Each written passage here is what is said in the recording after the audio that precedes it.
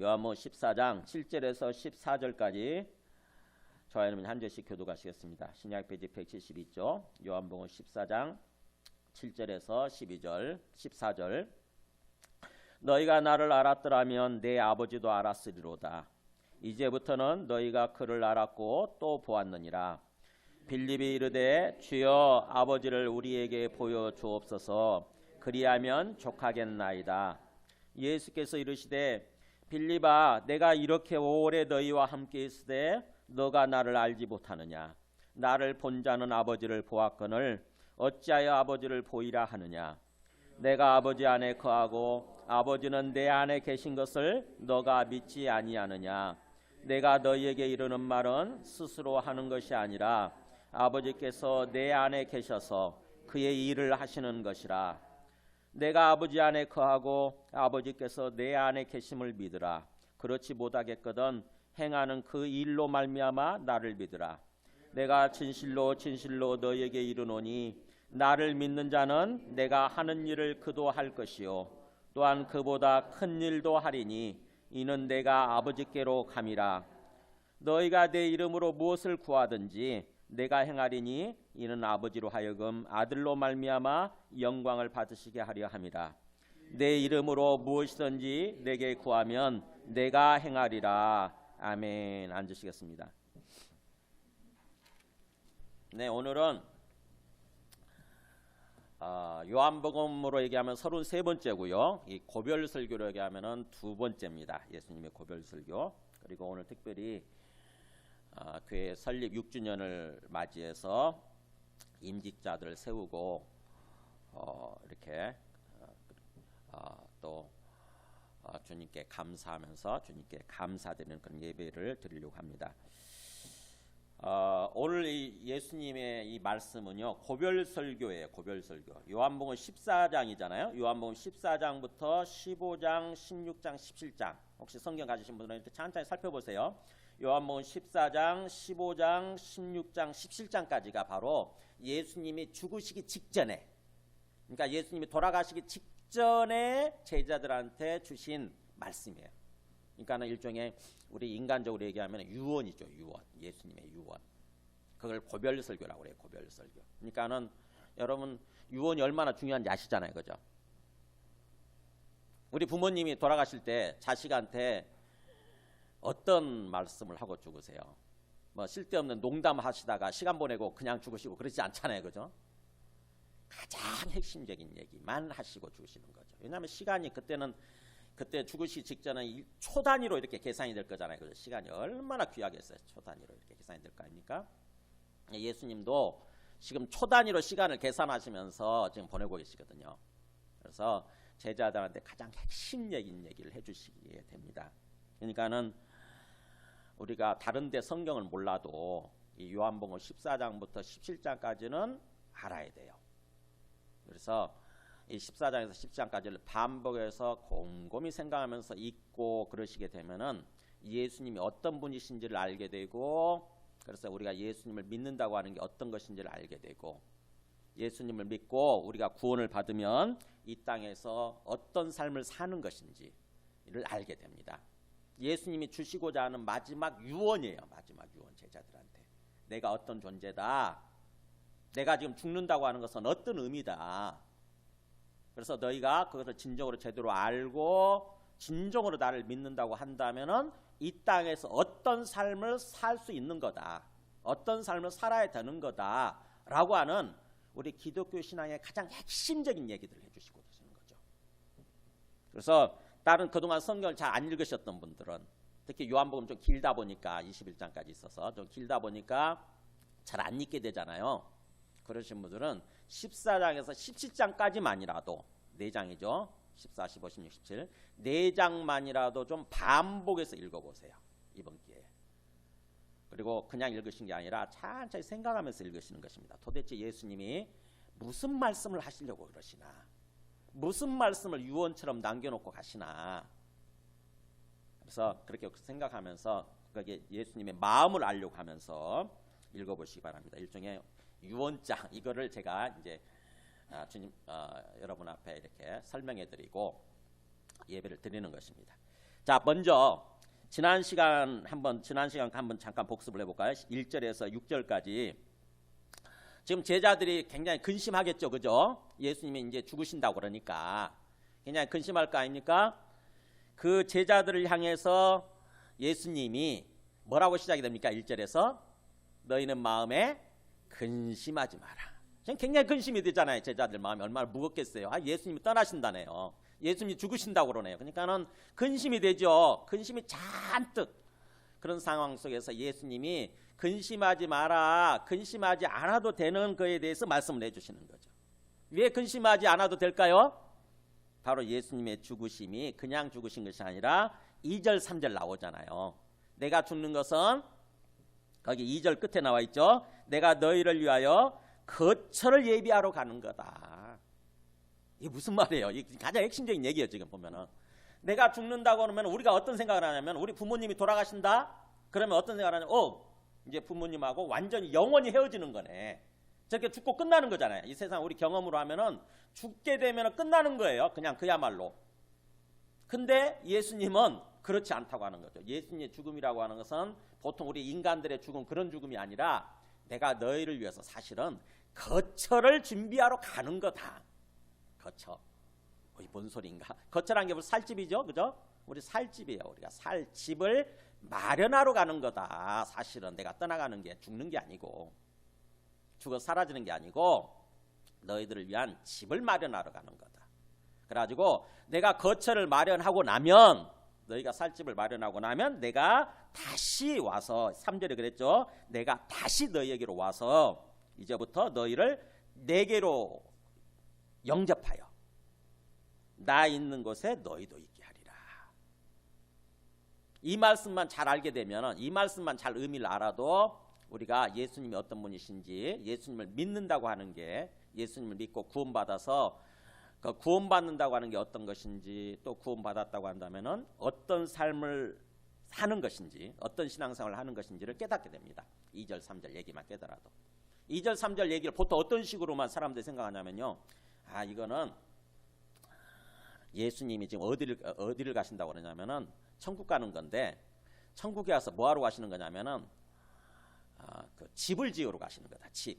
예수님이 목수 출신 아니냐. 그러니까 예수님이 우리가 살 집을 지으려고 가시는 거다. 그래서 나중에 우리가 죽어서 천국 가게 되면 우리가 살 집이 아파트 맨세너부터 시작해가지고 멋진 빌라랑 막 이런 것들이 다 지어져 있을 거다.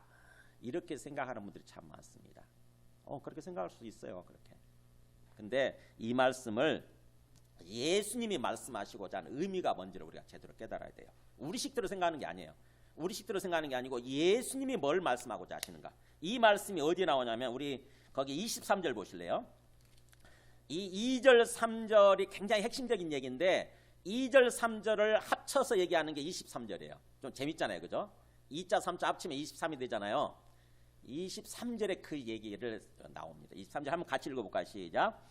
예수께서 대답하여 이르시되 사람이 나를 사랑하면 내 말을 지키리니 내 아버지께서 그를 사랑하실 것이요 우리가 그에게 가서 거처를 그와 함께 하리라.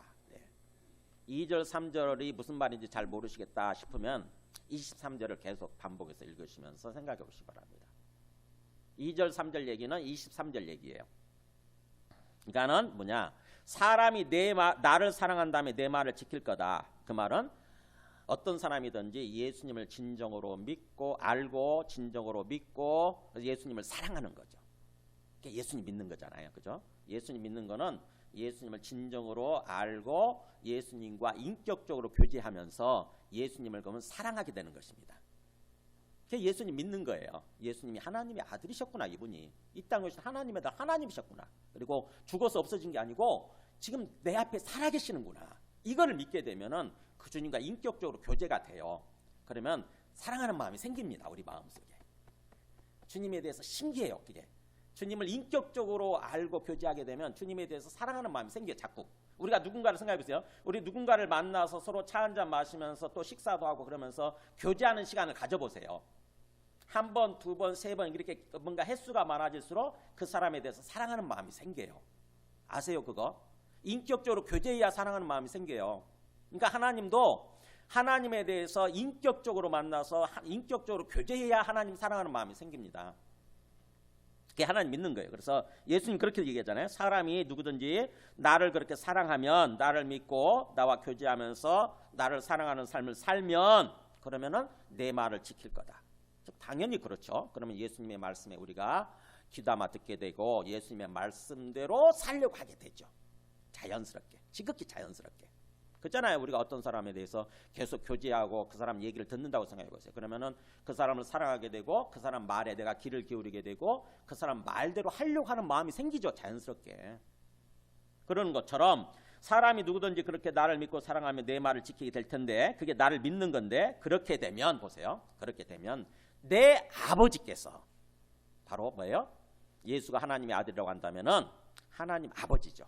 하나님 아버지께서 그 사람을 또 사랑하게 될 거고, 하나님 아버지도 그 사람을 사랑하게 될 거고, 그렇게 되면 우리가, 이때 우리가 누구겠어요? 하나님 아버지와 예수님이죠. 그죠? 하나님의 아들 예수님. 우리가 그에게 가서, 그러잖아요. 그 사람에게 가서, 이게 죽어서 천국 간다는 얘기예요? 그렇지 않잖아요. 이 땅에서 살아계신 예수님을 살아계신 하나님의 아들로 믿고 사랑하는 삶을 살면 하나님 아버지께서 그 사람을 사랑하게 될 거고, 그 다음에 하나님 아버지와 예수님도 그 사람에게 와서, 그렇게 되잖아요. 이 땅에서 삶을 얘기하는, 이 땅에서 그 사람에게 와서, 그 다음에 거기 거처란 말 나오잖아요. 똑같은 말, 아까 2절 3절 나오는 거처, 똑같은 단어 얘기해. 거처를 그와 함께 하리라. 그러니까 하나님 아버지와 예수님이 우리 안에 오셔서, 또 우리에게 오셔서 우리와 함께 살게 된다고 하는 거, 그게 예수님이 거처를 마련한다는 얘기가 그거예요. 그러니까 예수님의 죽으심을 통해서 뭐예요? 우리가 하나님 아버지와 또 예수님과 함께 살게 되는 거예요. 그 길이 열리는 게 그게 구원이에요. 그게 구원. 하나님 아버지도 모르고 예수님도 몰랐잖아요. 근데 이제 우리가 예수님을 통해서 하나님 아버지를 또 알게 되고, 그래서 이제 하나님 아버지를 믿게 되고, 그렇게 되면은 하나님 아버지와 함께 예수님과 함께 살아가는, 영적으로 살아가는 거죠. 영적으로 서로 교제하면서 하나님 아버지 안에서 또는 하나님 아버지 집에서 살게 되는 거죠. 평안을 누리면서, 기쁨을 누리면서, 그러니까 은혜로운 모습 살게 되는 거죠. 그러니까는 영적 구원, 영적인 삶을 살게 되는 거. 그것을 마련하기 위한 예수님의 죽음이라고 하는 것입니다. 그러니까 예수님의 십자가 죽음, 십자가는 예수님의 죽음을 말하는 거잖아요. 예수님의 그 죽음, 예수님의 그 십자가를 통해서 우리가 하나님 아버지 집으로 들어가게 되는 거고, 하나님 아버지와 함께 살게 되는 거예요. 죽어서 천국 간다는 얘기가 아니라 이 세상에서부터 하나님 나라의 삶을 살게 되는 거죠. 그것을 위한 죽음이라는 거예요. 그것을 위한 죽음. 그러니까는 우리가 깊이 깨달아야 돼요. 예수님이 지금 마지막 유언, 제자들한테 지금 제자들 잔뜩 근심하고 있는데, 예수님의 말씀을 찬찬히 듣고 깨닫게 되면은 근심한 게 아니라 기뻐하고 찬송해야 되는 거죠. 아이고 감사합니다. 우리를 그렇게 구원하시기 위해서, 우리를 하나님 아버지 앞으로 인도하기 위해서 지금 죽으시려고 오시는 거군요. 그러니까 예수님의 죽음은 단순한 어떤 그런 죽음, 소위 개죽음이 아니라 뭐예요? 네, 엄청난 의미를 담고 있는 우리를 하나님 아버지 앞으로 인도하는 길이 되는 거예요. 길. 하나님 아버지 앞으로. 그래서 그 6절이 그렇게 됐던 거예요. 결론이 6절이 예수께서 이르시되, 잘 아시죠? 이 말씀 한번 읽어볼까? 시작. 내가 곧 길이요 진리요 생명이니 나로 말미암지 않고는 아버지께로 올 자가 없느니라. 그러니까 예수님의 우리를 향한 궁극적인 목표는 뭐예요? 우리를 하나님 아버지 앞으로 가게 만드는 거예요. 우리를 하나님 아버지 앞으로 인도하는 거예요. 근데 누구를 통해서만 그렇게 갈 수 있다는 거예요? 예수님을 통해서만. 나로 말미암지 않고는 안 된다 이거잖아요. 예수님을 통해서만 우리 모두가 다 하나님 아버지 앞으로 가게 되는 거다. 죽어서 천국 간다는 얘기가 아니라 이 땅에서부터 하나님 아버지 앞으로 나아갔으니 하나님 아버지와 관계가 회복되는 거죠. 우리가 하나님 아버지와 관계가 회복되어져서 하나님 아버지와 함께 살게 되는 거. 그걸 위해서 예수님이 오셨다고 하는 거죠. 그래서 그 길이라는 거예요. 예수님 길. 내가 곧 길이요 진리고 그다음에 생명이다. 생명. 우리 영혼의 생명을 주시는 우리 영적 생명을 주시는 영생이시다. 이렇게 전반부에서 1단계에서 이렇게 얘기를 하셨어요. 예수님 죽음이라고 하는 거는 보통 우리 사람들이 말하는 그런 죽음이 아니라 사실은 우리를 하나님 아버지 앞으로 즉 구원으로 인도하기 위해서 우리에게 영생의 삶을 주시도록 하기 위해서 죽는 죽음이시구나. 십자가라고 하는 것은 예수 그리스도의 십자가라고 하는 것은 바로 그런 의미구나 라는 것을 우리가 깨달아야 되는 것입니다. 그러면서 이제 오늘 말씀해 보세요. 2단계예요. 두 번째, 오늘 말씀이 굉장히 또 핵심인데 보세요. 너희가 나를 알았더라면 내 아버지도 알았으리로다. 이제부터는 너희가 그를 알았고 또 보았느니라. 여러분 이 말씀 이해가 되세요? 예수님이 항상 말씀을 하실 때 보면은 말씀을 가르칠 때 보면은 정말 지혜롭게 아주 잘 조절하시면서 말씀을 하세요. 지금 예수님이 앞에까지는 그래도 좀 이해가 됐잖아요. 예수님이 죽음이 그런 거였구나. 근데 갑자기 또 새로운 주제를 얘기하는 거죠. 너희가 나를 알았더라면 내 아버지도 알았으리로다. 너희가 진정으로 나를 알았다면 그런 뜻이잖아요. 너희가 진정으로 나를 알았다면, 이게 성경을 좀 깊이 아는 분들한테 제가 조금 원래 그런 거 제가 얘기를 잘 안 하는데 성경을 좀 깊이 알려고 하는 분들한테 제가 말씀드린다고 한다면 이게 원어적으로 봤을 때 완료 시제예요. 완료 시제, 과거 완료 시제. 그러니까는 너희가 진정으로 나를 알았더라면 그런 뜻이에요. 진정으로 나를 알았다고 한다면 그동안에 나와의 과정을 통해서 나와의 교제를 통해서 진정으로 나를 알았더라면, 예수님을 진정으로 안다고 하는 것은 어떻게 아는 거예요? 예수님을 하나님의 아들로 알아보는 거예요. 진짜로 하나님의 아들이셨네 이분이. 오시기로 돼 있었던 그리스도 구원자이셨네. 그리스도가 구원자라는 뜻이에요. 그리스도 구약에 그리스도가 오시게 돼 있거든요. 그리스도가 하나님이 그리스도로서 구원자로서 오실 거다라고 이사야서 보면은 9장에 보면은 예언이 되어 있어요. 7장 9장에 예언이 되어 있어요. 근데 그 말씀대로 이분이 진짜 오셨구나, 진짜 오신 바로 그분이시구나라고 아는 거예요. 그러니까 예수님이 너희가 진짜로 나를 그렇게 제대로 알았더라고 한다면은 내 아버지도, 자연스럽게 하나님 아버지도 알았을 거다. 그러면서 이제부터는 너희가 그가 누구예요? 여기서 하나님 아버지잖아요. 하나님 아버지를 알았고 또 보았느니라 이렇게 말씀하시는 거예요. 하나님 아버지를 이제 안 거다. 역시 이것도 여기는 현재 완료로 돼 있는데 하나님 아버지를 이제 너희들 분명히 아는 거다 이런 뜻이에요. 분명히 알고 있는 거다. 그리고 또 하나님 아버지를 본 거다. 그렇게 말씀하시는 거예요. 이해가 되세요? 쉽게 받아들여지세요? 잘 안 받아들여지죠. 제자들, 그때 당시 제자들도 마찬가지. 예수님은 제자들 아셨어요. 제자들의 그 마음속이나 영적 상태를 아시기 때문에 사실은 제대로 알려주시기 위해서, 제대로 가르쳐 주시기 위해서 마치 문제 제기를 하듯이 뭔가 주제를 던지듯이, 화두를 던지듯이 이 7절을 말씀하시는 거예요. 화두가 뭔지 아시죠? 불교에서 쓰는 용어잖아요. 어떤 생각의 주제. 그러니까는 너희가 진정으로 나를 알아야 되고 그러면서 하나님 아버지도 제대로 알았어야 된다 이 얘기를 하는 거죠. 이제부터는 너희가 하나님 아버지를 본 거고 안 거다 이렇게 얘기를 하시는 거예요. 참 어렵잖아요. 그죠? 제자들이 입이 근질근질했을 거예요. 우리가 하나님 아버지를 본 적이 없는데 한 번도. 그죠? 하나님 아버지를 한 번도 본 적이 없고 어떻게 안 적도 없고 지금 예수님에 대해서 긴가민가 하는 상태고 그러잖아요. 예수님이 그동안 여러 가지 일들을 행해 주시고 말씀을 하셨는데 엄청난 얘기를 해 주셨는데 예수님에 대해서 아직 긴가민가 하는 상태예요. 제자들이. 근데 우리도 마찬가지잖아요. 우리도 신앙생활 오랫동안 해왔지만 예수님에 대해서 긴가민가 하는 상태 아닙니까? 그죠? 예수님을 아는 것 같기도 하고 잘 모르는 것 같기도 하고. 예수님이 제자들의 그 영적인 형편 우리들을 알기시기 때문에 우리들에게 마지막 확실하게 뭔가를 진리를 깨우쳐 주시기 위해서 그렇게 말씀을 하시는 것입니다.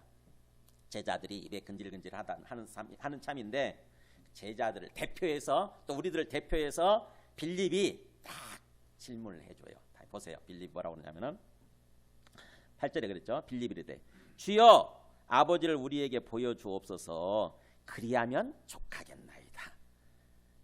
그죠? 우리가 하고 싶은 말이죠. 제자들이 하고 싶은 말이었을 거예요. 우리는 하나님 아버지를 한 번도 본 적이 없거든요. 그러니까는 하나님 아버지를 지금 본 적이 없는데 보았다고 그러니까 예수님이 하나님 아버지를 한 번도 본 적이 없고 안 적이 없는데 하나님 아버지를 본 거다 안 거다 이렇게 말씀하시니까 빌립이 질문을 해주는 거죠. 제자들 대표해서 주님, 하나님 아버지 보여주세요. 직접 보여주세요. 그러면 우리 마음이 만족하겠나이다. 그런 뜻이에요. 우리 마음이 그러면 좋겠습니다. 이런 뜻이에요.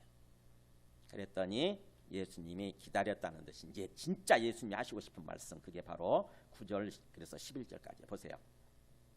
예수께서 이르시되 빌립아, 내가 이렇게 오래 너희와 함께 있으되 너가 나를 알지 못하느냐? 알지 못했느냐? 이런 뜻이거든요. 아니, 시제가 알지 못했느냐. 그러니까 사실은 빌립이 뭐예요? 빌립을 비롯해 제자들이 예수님과 몇 년 동안 같이 있었습니까? 3년 동안 매일 함께 먹고 마시고 자고 매일 3년 함께 같이 생활했어요. 그게 사실 어떻게 보면 제자 훈련이었고 신앙 훈련이었는데, 우리는 일주일에 한 번씩 와서 주님을 만나잖아, 이렇게. 그죠? 일주일에 한 번씩 와서 주님을 만난다고 한다면 제자들은 그렇지 않았어요. 제자들은 매일 예수님과 함께 항상 동고동락했어요. 같이 먹고 마시고 자고 매일 같이. 그러면은 그렇게 3년 동안 우리가 그래서 누구 생각해 보세요. 우리가 누구와 3년 동안 매일 같이 그렇게 생활하면 그분에 대해 좀 알잖아요. 그죠? 근데 예수님도 제자들도 그랬어야 되는데 예수님이 보실 때 그 부분을 좀 책망하다시피 조금 얘기하시는 거예요.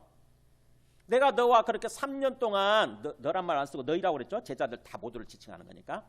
내가 너희들과 그렇게 3년 동안 매일같이 먹고 마시고 함께 생활했는데 아직 모르겠니? 나를 그렇게 아직도 제대로 알지 못하느냐? 우리가 그럴 수 있어요. 우리도 신앙생활 수십 년 하지만 예수님에 대해 잘 모르잖아요. 그죠? 잘 몰라요. 근데 예수님이 그러죠. 나를 본 자는 아버지를 보았거늘. 나를 본 건 아버지를 본 거다. 어찌하여 아버지를 보려고 하느냐. 나를 본 거는 아버지를 사실은 본 거다. 근데도 어찌하여 아버지를 보여달라고 그러느냐. 그러면서 하시는 말씀이 10절에 보세요. 내가 아버지 안에 거하고 아버지는 내 안에 계신 것을 너가 믿지 아니하느냐. 그러니까 이 빌립이 믿어야 되는 거, 제자들이 믿어야 되는 거, 우리가 믿어야 되는 것은 바로 이 부분이에요.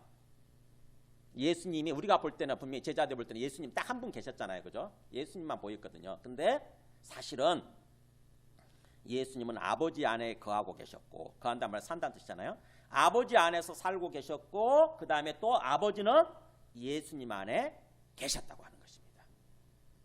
이게 영적 세계의 진실이에요. 영적 세계를 얘기하는 거예요. 혹시 여러분 빙의란 말 아세요? 빙의? 네, 빙의는 뭐냐면은 어떤 사람 속에 귀신이 들어가는 거예요. 어떤 사람 속에 귀신이 들어가면 어떻게 되죠? 그러면 그 사람의 말하는 거, 이렇게 뭔가 행동하는 거, 이게 그 귀신을 드러내 주잖아요. 그죠? 그 사람 속에 들어간 그 귀신을 드러내 주잖아요. 뭔가 할아버지 귀신이 들어가면은 할아버지 목소리로 말을 하고 할아버지의 그 모습을 보여주지 않습니까? 일종의 그 예수님한테 그런 말을 쓰기가 조금 외람되긴 하지만 예수님 속에 하나님 아버지의 영이 들어가신 상태예요. 그래서 하나님 아버지와 예수님이 영적으로 연합이 되어 계신 상태예요, 지금 현재. 그러다 보니까 예수님의 모든 말씀이나 모든 인격, 예수님의 모든 행동은 바로 하나님 아버지를 반영하는 거, 하나님 아버지를 드러내주고 있었다고 하는 것입니다. 우리 인간적인 눈에는 예수님만 보이죠, 당연히. 그잖아요. 귀신이 들어가도 그것만 보이잖아요, 그죠? 무당들 보면은 막 귀신을 받잖아요. 귀신을 받아가지고 그 귀신을 그대로 막 드러내주지 않습니까? 갑자기 무당이 무슨 동자의 소리를 낸다거나 또 할아버지 소리를 낸다거나 막 그러잖아요. 그런 것처럼 예수님이 우리 눈에는 그 어떤 존재만 보이지만, 그러나 예수님이 사실은 그 안에 하나님 아버지께서 계셔서 하나님 아버지께서 하시는 말씀을 그대로 하시게 되고 하나님 아버지께서 행하시는 것을 그대로 행하고 계셨다고 하는 것입니다. 그거를 지금 제자들한테 그걸 믿으라고 얘기를 하시는 거예요. 그래서 보세요. 10절에 내가 아버지 안에 거하고 아버지는 내 안에 계신 것을 너가 믿지 아니하느냐. 내가 너희에게 이르는 말은, 내가 너희에게 하는 말이죠. 내가 너희에게 하는 말은 내 스스로 하는 것이 아니라 사실은 아버지께서 내 안에 계셔서 그의 일을 하시는 거다. 그분께서 그의 일을 하시는 거다. 이 그분이란 말이 우리 번역은 생략되어 있지만 원래 있어요, 원문에. 그분이 그분의 일을 사실은 말씀하시고 그분의 일을 하시는 거다라고 얘기를 하시는 거예요. 그러니까는 뭐예요? 예수님이 이 땅에 오셔서 하나님 아버지와 완전히 영적으로 연합되어 계셨고, 그 다음에 그래서 하나님 아버지께서 하시고자 하는 말씀을 그대로 말씀을 대변하고, 또 하나님 아버지께서 하시는 일을 그대로 하시고 계셨다고 하는 것입니다. 그러니까 예수님 입장에서는 뭐예요? 그게 분명하게 실체이기 때문에, 자기는 그렇게 살았기 때문에 지금 제자들이 그거를 제대로 모르고 제대로 안 믿는 것에 대해서 좀 답답해 하시는 마음인 거죠. 지금 답답해 하시는 마음으로 그걸 얘기하시는 거예요. 영적 진리에 대해서. 그래서 11절 같이 읽어볼까? 시작. 내가 아버지 안에 거하고 아버지께서 내 안에 계심을 믿으라. 그렇지 못하겠거든 행하는 그 일로 말미암아 나를 믿으라. 이 기독교의 핵심 진리예요. 이게 우리가 예수님을 믿고 삶을 산다고 그럴 때에 기독교의 가장 핵심 진리가 이거예요. 사실은요. 즉 예수님은 하나님 아버지 안에 거하고 계시고, 하나님 아버지 안에서 살고 계시고, 그 다음에 하나님 아버지는 또 예수님 안에 계신다고 하는 것입니다. 그래서 하나님 아버지와 예수님이 영적으로 연합이 되어 계시고 하나 되어 계시는 거예요. 이게 기독교가 말하는 핵심 진리예요. 그러니까 고별 설교를 하시면서 예수님이 누구시고 예수님과 하나님 아버지와의 관계가 어떤 관계인지, 어떤 상태에 있는지를 지금 얘기를 해주고 계시는 거죠. 가장 핵심적인 진리를 얘기해주고 있습니다.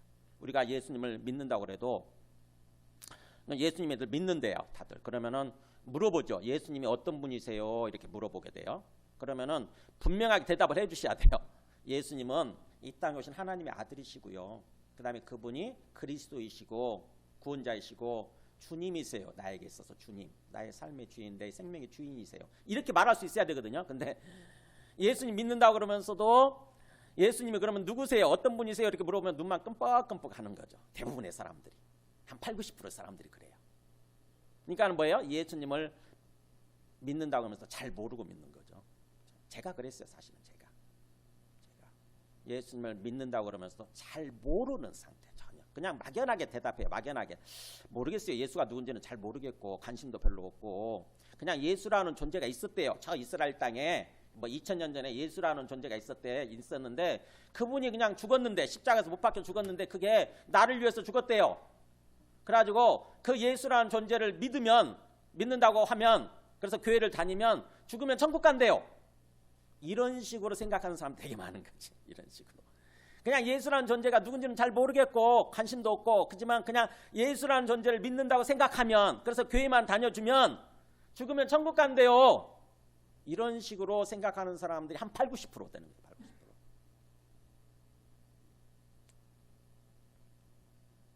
제가 그렇게 했다니까요. 제가 신앙생활 초창기 때. 심지어는 사랑의 교회 목회자로서 살아가고 제자 훈련을 하면서도 이 부분을 제대로 깨우치지 못했던 것 같아요. 그냥 다짜고짜 제자 훈련 시킨 거지. 다짜고짜 뭔가 숙제를 주고 숙제하면 제자 훈련 받는 것으로, 제자 훈련 한 것으로, 이런 식으로 진짜 엉터리 훈련 시킨 거죠. 엉터리. 그러다 보니까 제자 훈련 받고 나서도 제대로 살지 못하는 거예요. 구원의 삶을 살지 못해요. 제자 훈련 받는 동안은 조금 흉내를 내죠. 조금 흉내를 내요. 시키니까, 숙제를 내니까. 근데 제자 훈련 끝나고 나서 한 3년만 딱 지나면요, 원위치로 돌아가. 옛날 모습으로 돌아가요. 언제 내가 제자 훈련 받았느냐는 듯이 그냥 뭔가 제자 훈련 수료증 받고, 그 다음에 순장 되고, 또 뭐죠? 권사직분 받고 장로 되고, 이런 걸로 만족하는 거지. 이게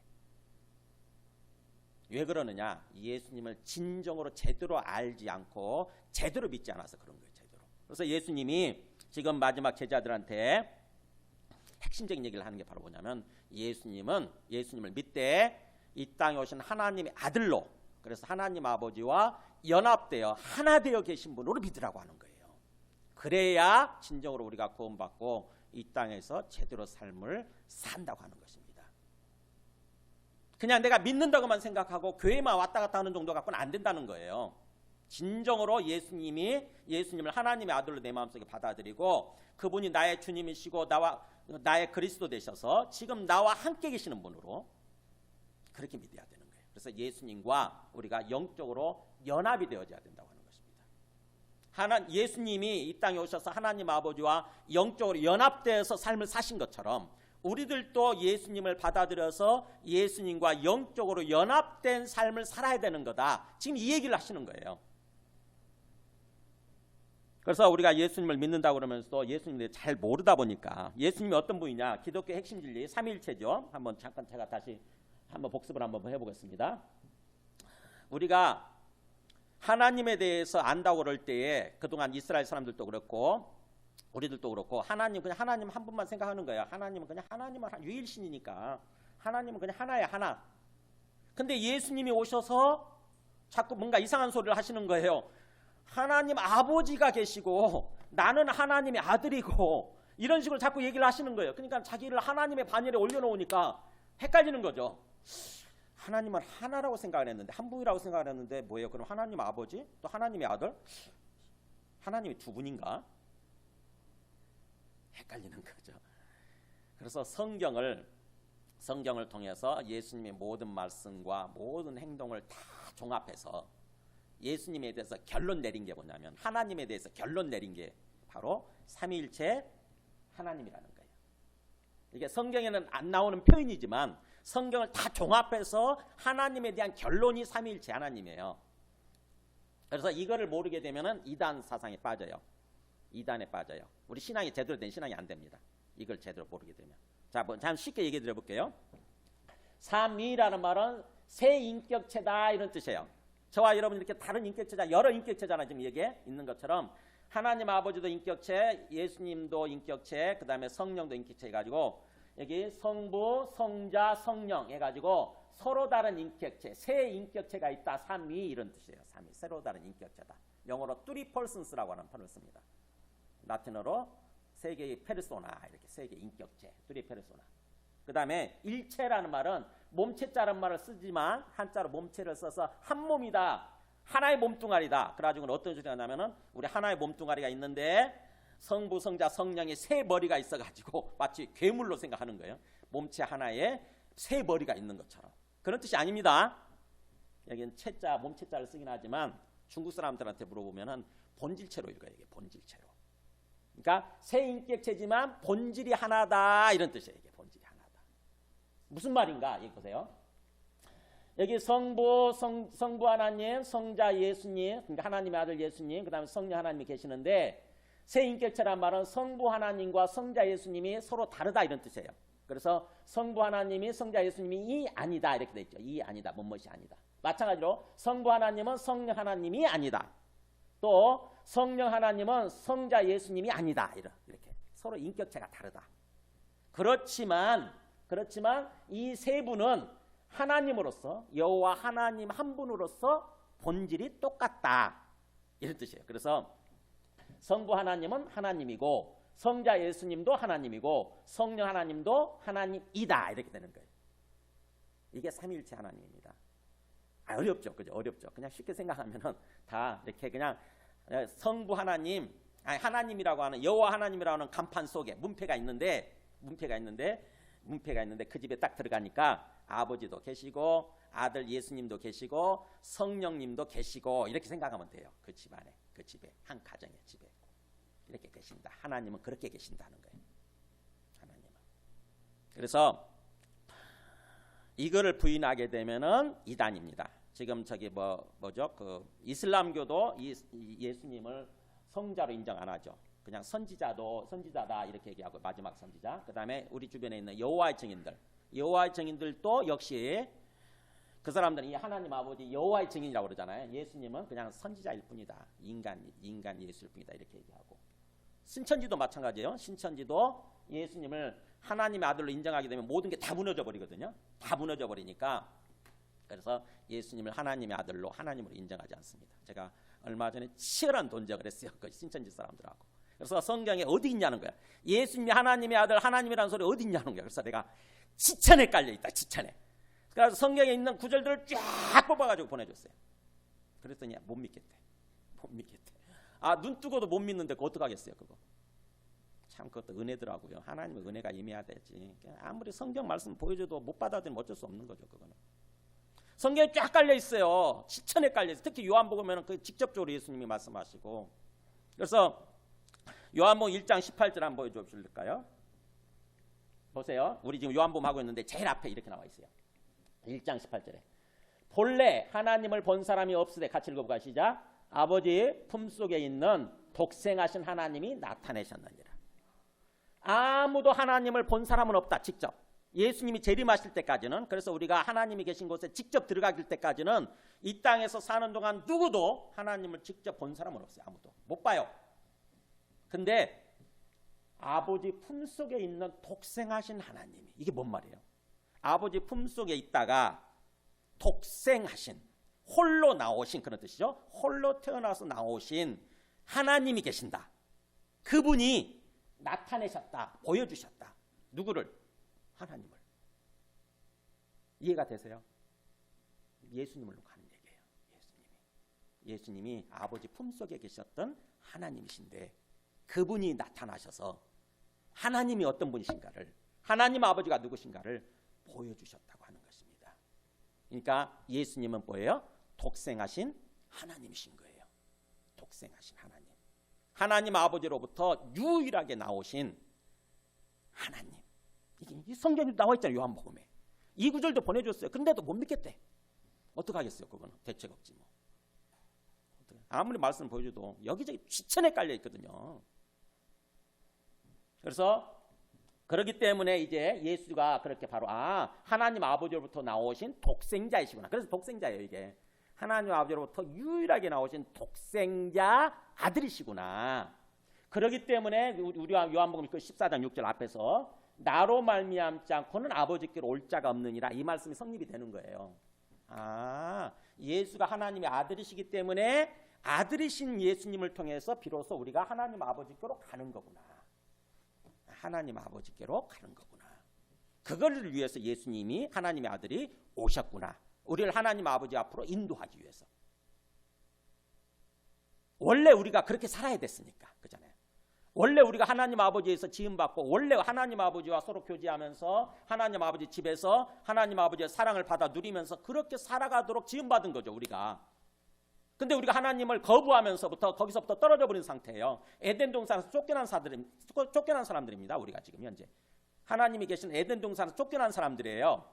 근데 예수님이 다시 그걸 회복시키기 위해서 하나님 아버지 앞으로, 에덴 동산이죠, 하나님 아버지 앞으로, 하나님 아버지 집으로 인도하기 위해서 이 땅에 오신 거예요. 그게 구원이에요. 그게 구원. 우리가 하나님 아버지 집으로 들어가는 거. 그래서 하나님의 아들들이 되어서 살아가는 거. 본격적인 삶을 살아가는 거죠. 하나님의 아들들로서 본격적으로 하나님 아버지로부터 모든 것을 받아 누리면서 삶을 사는 거예요. 그것을 지금 말씀하시는 거예요. 핵심적인 진리예요. 오늘 말씀이 이게. 내가 누군 줄 아느냐? 내가 너희를 어디로 인도하려고 하는 줄 아느냐? 너희들이 믿어야 되는 핵심이 뭔 줄 아느냐 하는 거예요. 예수님과 하나님 아버지는 하나 되어 계신 분이라고 하는 것입니다. 하나 되어 계신 분. 그러면서 이제 그렇게 진정으로 믿는다고 한다면 두 번째 12절 보세요.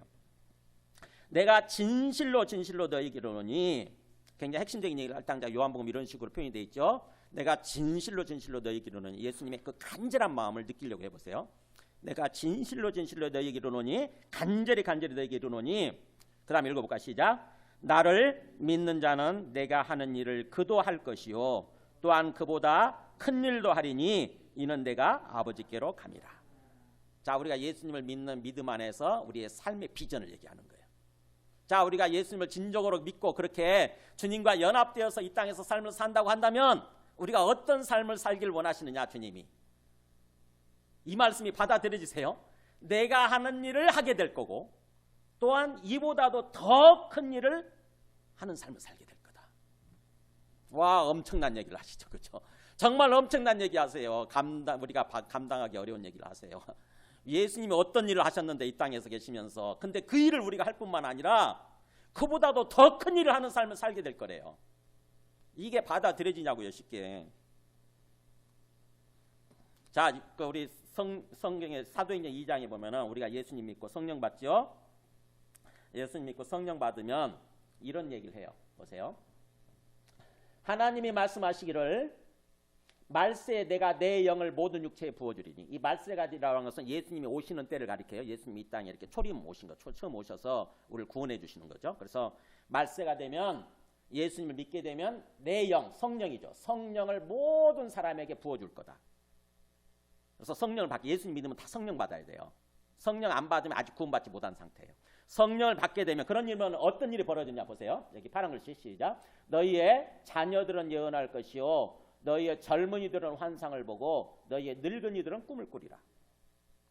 자녀들, 젊은이들, 늙은이들 나이 단계별로 얘기하는 거예요. 나이별로. 아주 어린 아이들도 성령을 받게 되면 예언하게 될 거고 그 다음에 20대, 30대 이런 사람들이겠죠. 이런 사람, 젊은 사람들도 성령을 받게 되면 환상을 보게 될 거고 그 다음에 나이 드신 분들이죠. 나이 드신 분들도 꿈을 꾸리라. 이게 뭘까요? 예언, 환상, 꿈이라는 게 뭐예요? 바로 비전을 말하는 거예요. 비전. 새로운 세상, 새로운 인생에 대한 꿈을 꾸면서 새로운 삶을 살게 될 거라고 하는 것입니다. 도대체 어느 세상인가? 어떤 인생인가? 우리 이사야서 한번 보실까요? 이사야서 54장에 보면은 자, 이사야서는 예언서예요. 구약이죠. 구약. 앞으로 일어날 일을 예언해 놓고 있는데 이사야서에 뭐라고 되어 있나 보세요. 잉태하지 못하며 출산하지 못한 너는 노래할지어다. 그러니까 한 번도 뭔가 자식을 낳아보지 못한 사람이죠. 잉태하지 못하고 출산하지 못한 너는 노래할지어다. 우리가 자식을 낳아보지 못하고 그랬으면 마음에 슬퍼하고 고민이 되고 뭔가 이렇게 조금 뭔가 힘이 없는 그런 삶을 살 수 있잖아요. 그죠? 의기소침한 삶을 살 수 있는데 근데 얘기를 하는 거예요. 주님 안에서 이제 그리스도 안에서 구원받게 되면은 어떤 삶이 펼쳐질 거니까 오히려 노래하라고 하는 거예요. 한 번도 잉태하지 못해봤어도 한 번도 출산하지 못했어도 노래하라. 산고를 겪지 못한 너는 외쳐 노래할지어다. 산고가 출산 고통이잖아요. 출산의 고통을 한 번도 겪어보지 못한 너는 오히려 외쳐 노래할지어다. 왜냐? 이게 나오죠. 이유가. 이는 홀로 된 여인의 자식이 혼자예요. 분명히. 여자 혼자인데 결혼도 안 한 홀로 된 여인의 자식이 남편 있는 자의 자식보다 많으니라. 그러니까는 뭐예요? 오히려 남편 있는 자의 자식보다도 더 많은 자식을 갖게 될 거라고 하는 거예요. 이게 뭐예요? 불륜을 저질러서 자식을 낳는다는 얘기일까요? 아니요. 주님 안에서 엄청난 영적 자손들 우리한테 주어질 거라고 하는 것입니다. 그렇기 때문에 육체적으로 낳은 자식들 수보다도 훨씬 더 많은 자식들을 갖게 될 거기 때문에 지금 그 얘기를 하는 거죠. 그래서 그렇게 말씀하시는 거예요. 너의 장막틀을 넓히며 너의 처소 휘장을 아끼지 말고 넓혀라 이렇게 나오죠. 옛날에 집을 지을 때는 텐트잖아요. 텐트 장막이잖아요. 그러니까는 지금 좁은 장막 갖고는 안 되니까 장막 털을 넓혀라. 그리고 너의 처소의 그 장막의 휘장을 아끼지 말고 널리 펴라는 거예요. 집을 넓혀라는 거죠. 집을. 그래서 너의 줄을 길게 펴며 너의 말뚝을 견고히 할지어다. 그러니까 집터를 넓혀라. 집을 크게 해라. 그 다음에요. 이제 3절 볼까요? 자, 한번 읽어볼까요? 시작. 이는 너가 좌우로 퍼지며 너의 자손은 열방을 얻으며 황폐한 성읍들을 사람 살 곳이 되게 할 것입니다. 이게 하나님이 우리한테 주신 비전이에요. 왜 우리가 그렇게 외쳐 노래하고 찬송하면서 살게 되느냐, 살아야 되느냐? 뭐예요? 장차 우리의 비전이, 우리의 삶에 주어진 어떤 비전, 꿈이 이거라고 하는 거죠. 너가 좌우로 퍼지게 될 거다. 쫙 앞뒤 좌우로 쫙 너의 인생의 세계가, 너의 삶의 세계가 퍼져나갈 거다. 그러면서 너의 자손은 뭘 얻는다고요? 열방이 뭐죠? 온 세상, 모든 나라. 모든 나라를, 너의 자손이 여러 나라를, 모든 나라를 얻게 될 거고 온 세상을 얻게 되는 거죠. 온 세상을 얻게 될 거고 그 다음에 황폐한 성읍들을 사람 살 곳이 되게 만들 거다. 사람 살 곳이 없는 그는 뭔가 무너진 성읍이죠. 무너진 황폐한 도시예요. 성읍이라는 게 도시죠. 무너진 세상, 무너진 도시들을 뭐예요? 너의 자손들이 사람 살 만한 그런 곳으로 만들게 될 거다. 와, 생각해 보세요. 나는 한 번도 자식을 낳아보지 못해서 굉장히 참 의기소침하고 힘든 삶을 살았는데 주님이 뭐라고 우리한테 주시는 비전이 뭐냐면은 아니다. 너의 자손들이 엄청 많아질 거고 그 다음에 너의 자손들은 온 세상을 얻게 될 것이고 그러면서 그들이 나가서 세상을 바꾸게 될 거다. 이런 말씀하시는 거예요. 생각해 보세요. 우리 가정이, 우리 자손들이 이런 삶을 살게 된다고 생각해 보세요. 엄청나게 놀라운 비전을 주시는 거잖아요. 그리스도 안에서, 주님 안에서. 그렇다고 한다면은 주님이 지금 그 말씀 13절에서 그 얘기를 12절에서 그 얘기를 하신 거. 나를 믿는 자는 내가 하는 일을 그도 할 것이고 또한 그보다 큰 일도 할 거다. 그 말은 바로 이거예요. 주님을 믿음으로써 우리가 구원받고 또 우리를 통해서 구원받는 영혼들이 자꾸 생겨나고 나의 영적 자녀들이 생겨나고 그 자녀들이 온 세상을 품고 온 세상을 인도해가는 그런 삶을 살게 될 거라고 생각해 보세요. 우리가 진정으로 예수님을 믿는다고 한다면 우리 삶의 어떤 꿈, 우리 삶의 비전을 얘기하는 것입니다. 그러니까 예수님을 믿는다고 하면서도 그저 이 발등만 바라보고 뭔가 거기다 콧받들이고 그렇게 사는 삶이 아니에요. 그냥 뭔가 무기력한 삶, 어떻게 보면 비리비리한 삶, 그런 삶을 사는 게 아니고 진정으로 주님을 믿는다고 한다면 어깨 펴고 좀 당당하게 자신감 있게 정말 힘 있게 온 세상을 향해서 나아가라 이거예요. 온 세상을 향해서 나아가라. 그런 삶을 살아야 되는 거다. 내가 너희들한테 주는 비전이다. 비전. 그런 삶을 반드시 살 수 있다라고 하는 거죠. 그렇다고 한다면 우리가 어떻게 해서 그런 삶을 사느냐, 어떤 방법으로, 구체적인 방법, 그게 바로 마지막 말씀이에요. 13절 14절 보세요. 너희가 내 이름으로 무엇을 구하든지 내가 행하리니. 여기 방법 나오잖아요. 내 이름으로, 예수님의 이름으로 무엇을 구하든지, 그 말은 뭐예요? 구한다는 말은 기도하는 거죠. 기도. 예수님을 진정으로 알고 믿고 예수님과 연합되어 삶을 사는 가운데서 주님 앞에 나아가서 기도하는 거구나. 이거 간구하는 거구나.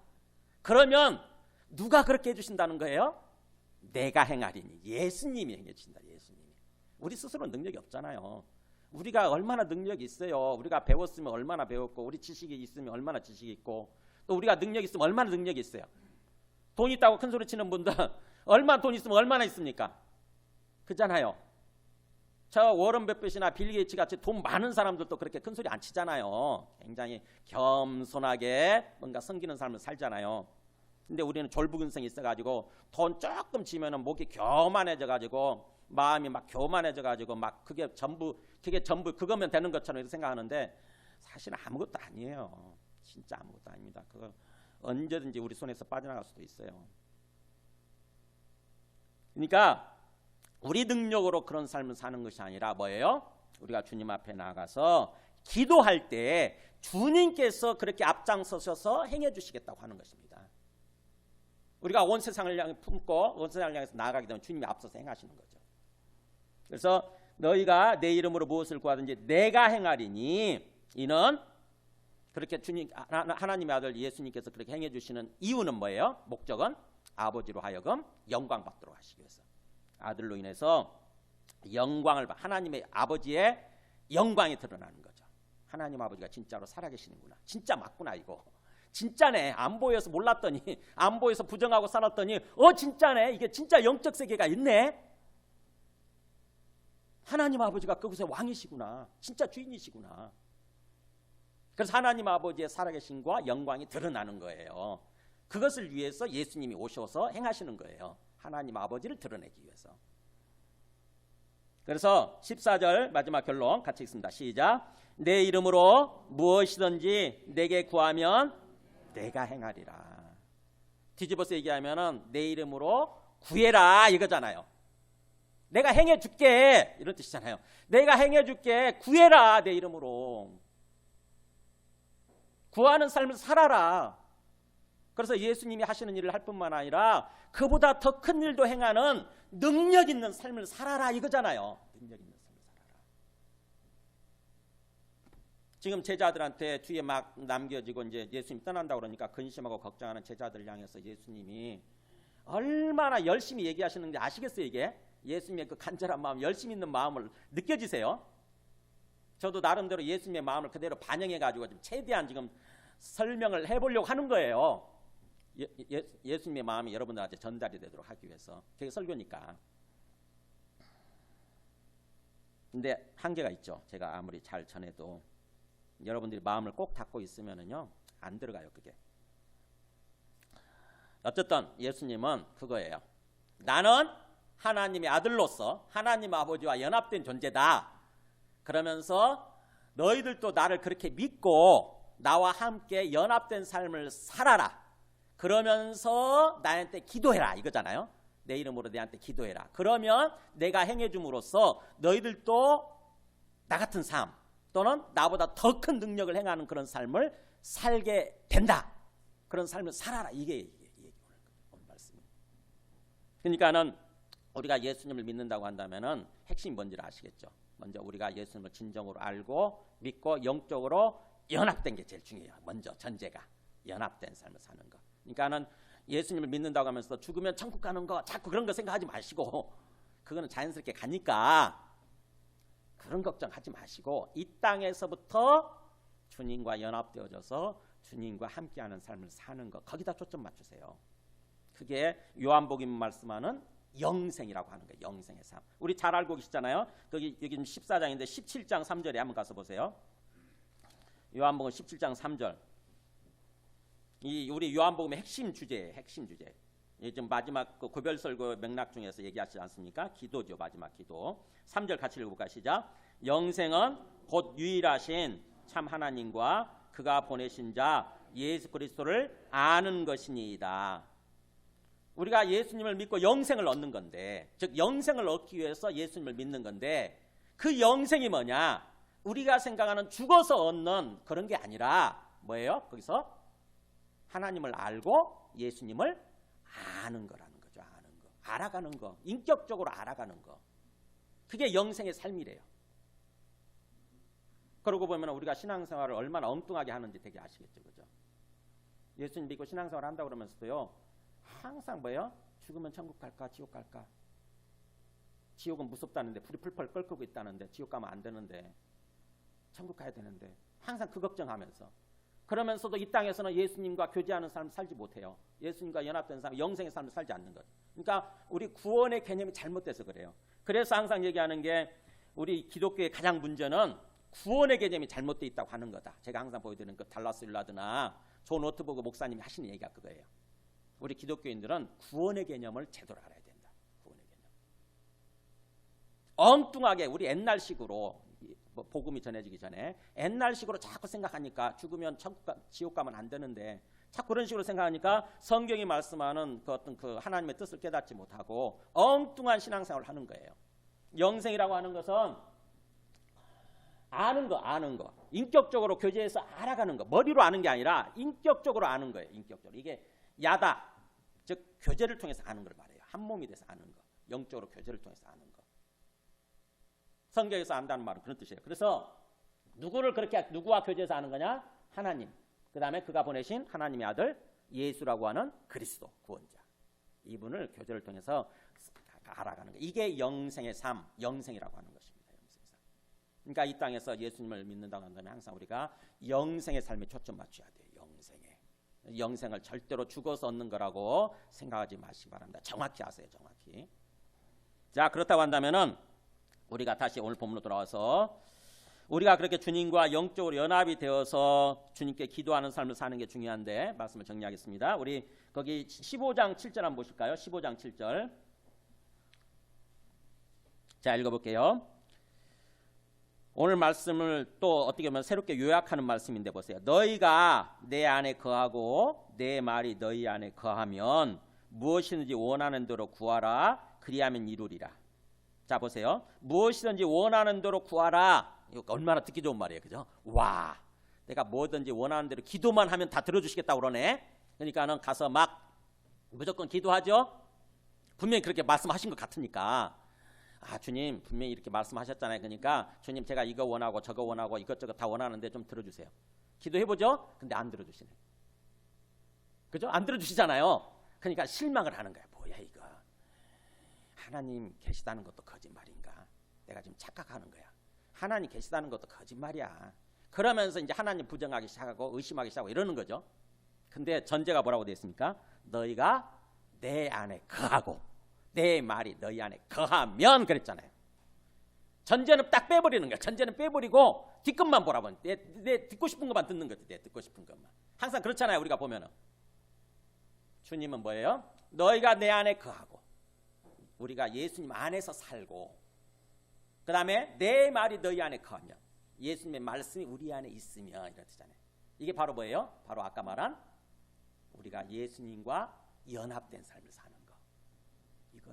우리가 예수님과 연합이 돼서 영적 연합이 돼서 영생의 삶을 사는 것. 그러는 가운데 그러고 있으면 그런 뜻이에요. 그런 삶을 살고 있으면서 그러면 너희가 뭐든지 원하는 대로 구하라. 그러면 내가 이루게 해줄게. 이런 뜻이잖아요.